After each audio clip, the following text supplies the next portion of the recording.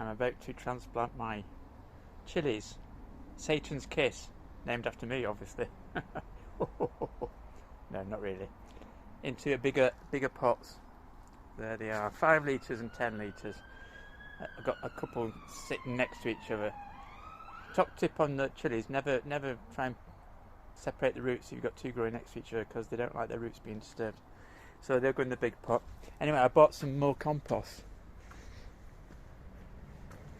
And I'll show you the difference between 3 types of compost.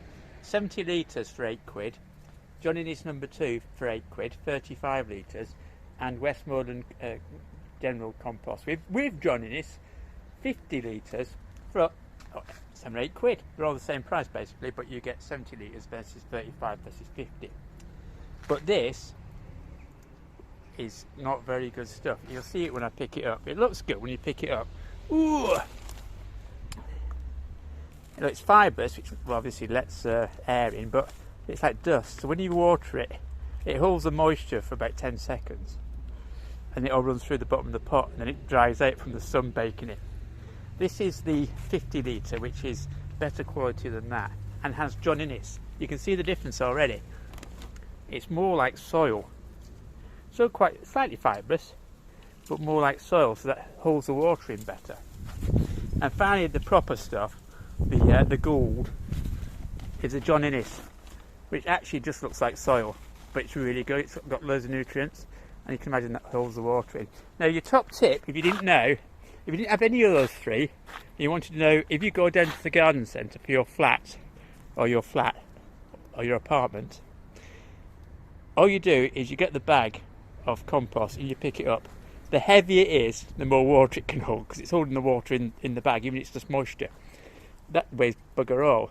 That almost did my back in again after the motorbike, and that was matron, but not as bad as that one. So otherwise, if you've got John Innes, just buy that. But if you haven't got John Innes, don't know what you're doing, just feel the weight of your bags. Ooh. Yeah, oh, they're quite heavy actually. It's my John Thomas, not my John Innes. Oh, okay, I just made it up on the fly. That's quite good actually. I'll write that down in my logbook. 22nd of July 2022. Andy cracked it funny.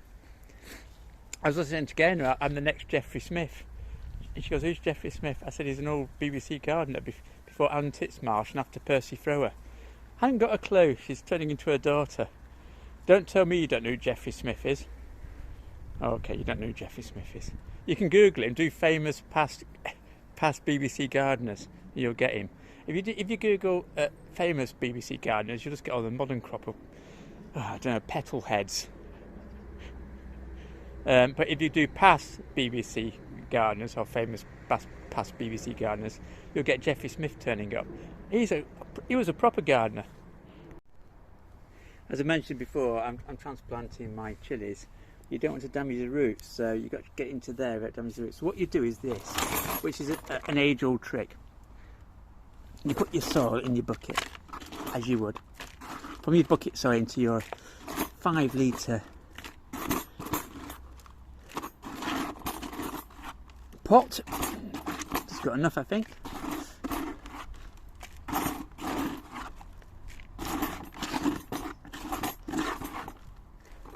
Not quite enough. I have to top it up. But what you do then is, rather than just fill it up to the top, make a little hole with your hands and then put it in, you go like this.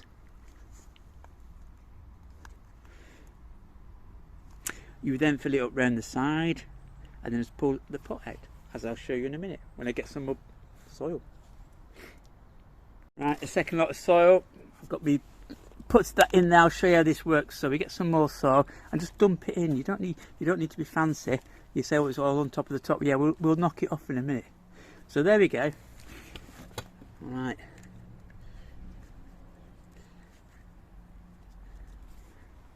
And when you lift it up, see now,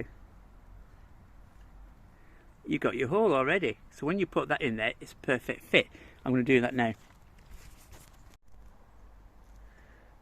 Slightly pot bend, but not too much, but it's holding it together. If you get your chili out too early, the roots won't hold it together, and off you go. So look, square peg in a square hole. Oh, bless you, my son. Not so hot chilies, please. Oh, I sound like Prince Charles, don't I? Again, it says you crack too many jokes on your videos. You can't crack too many jokes on your videos. Unless you're doing cooking with Lemmy and your egg falls off the top of the dustbin lid. Anyway, that's another story. And et voila, as the French say, who are great chili growers. Didn't damage the roots, just popped in there nicely. Next one. We've got all those to go. And then the double and triple one. The triple one and the double one are going in the big boy. Yeah, because I'm going to need a lot for that. And then we'll finally finish off.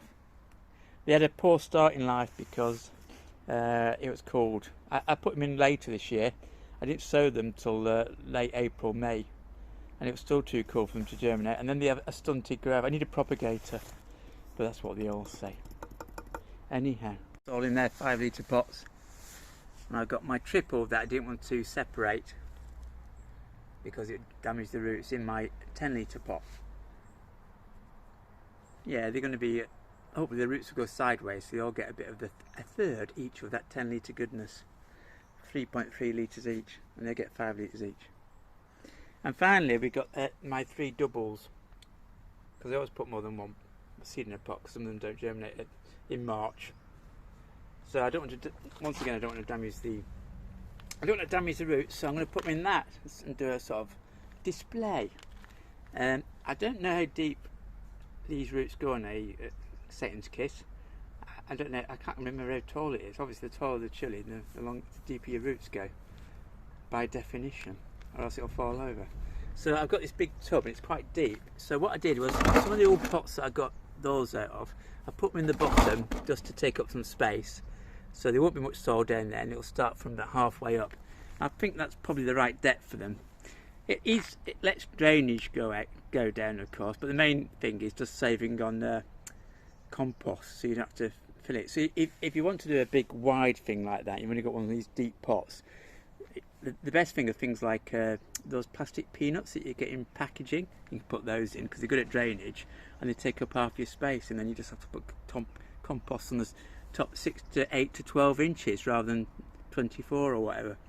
Yeah, another Viz top tip, and it really does the job. And like I said, the peanut chips or whatever you put in the bottom does help drainage as well, and they don't rot or anything. So there you go. But if you start growing peanut plants, plastic peanut plants, well, there you go. You've gone wrong. If you look underneath the very spiky plant, which we think is a cordyline or a yucca, you can see hebe. It's pretty big. It's about 5 foot across. It's about 12 years old, or 10 years old, something like that. We had it ages. And just behind it, underneath all those trees, where we never water, there was another hebe that I put in about 10 years ago, so just slightly younger. So that's the size of that, and due to the lack of water, that's the size of the hebe. You can see it's spiky. From there, it's about a 1/6 or 1/7 of the size. I'm surprised it actually survived. It wasn't like too much. It must be able to get away in drought conditions. Anyway, I finally felt sorry for it, because I actually feel sorry for plants occasionally when they're not doing well. Like that one over there, spiky. That one, that was underneath a bamboo and it wasn't doing anything. So I put it in this big pot that was being used for nothing, and I got the ground out of down there. It's so dry that I kept putting water, it kept disappearing, and now it's turned into liquid mud that's bloody turning into cracked mud. It's not very good at drainage because it's so dry. Anyway, we'll see what it does. You can see the effects of it. It's just amazing. The roots on it were only about 8 inches long. It wasn't getting anything. So hopefully the roots will go down to the bottom now of that pot. And hopefully it'll do flowers, because obviously it's never flowered, because they only flower when they've got enough water. That one goes white flowers. I don't even know what colour flowers these are on it. So it'd be interesting to know. But yeah, I'm happy with that. I'm happy when I save plants from the wilderness. Yeah, it's looking quite good, the chilies. Alright, it's all looking pretty good. Right, I've got a backache now for doing all those chilies. I'm not good at bending over.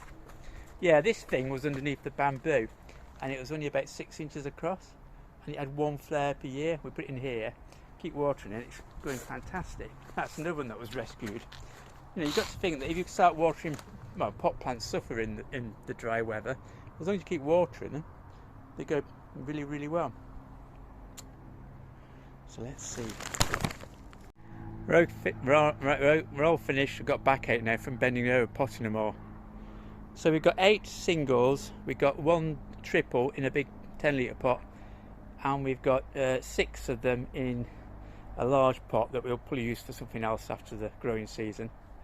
They were a bit stunted at the start of the year due to the cool weather. I need a propagator. But looking alright. Might get some chilies off them, or we might not. Having said that, and I said it to Gaynor, we're running out of chilies this year. We need to grow some more. Because we've run. What I do is I put them in the freezer, and about 2 years ago I had a massive collection of chilies. So I went through them all, and the other day we have 2 freezers. Gaynor found some more. If you look in here, get all that out. I was down to 1 little bag like that. And they said, "Oh, we've got some more out there." Those are those Thai ones. So that's one bag of those, and another bag of them, and Graham's favourite, my dearest cousin from chili growing Cheshire, that bag of paper lanterns. So I wasn't running out at all. What? No panic, don't panic, Mr. Mannering. Sorted. And finally, this is another one I rescued from the garden. It's a rose, by any other name, or rather a leaf by any other name. But as I've planted it on, we've got a bit of a shoot growing there already. I'll put some bone meal on, because everyone's had a bone meal breakfast, haven't we, lads? Yes, we have. So I'm going to water everything. I put a bone meal breakfast on them. I like chicken manure, but unfortunately somebody goes around eating it, don't they? Yeah, no clues. So it's bone meal at the moment. It's got bone in the title. Bit small for him there. Yeah, I'm actually sweating my narcs off at the moment. Because although it's not sunny, it's really humid. I'll need to start spraying, and then if I cool down the patio, everything else will be cool. Because that's why. Because obviously concrete radiates heat, and so does tarmac. That's why Heathrow keeps getting 40 centigrade, because it's got so many bloody runways. When you imagine when they put the 3rd runway in, we'll have 44 centigrade there. Makes you think, doesn't it? All these hot temperatures in Britain, they're all in urban environments. Not in the countryside. Yeah. Global warming, yeah, is man-made, because all the airports.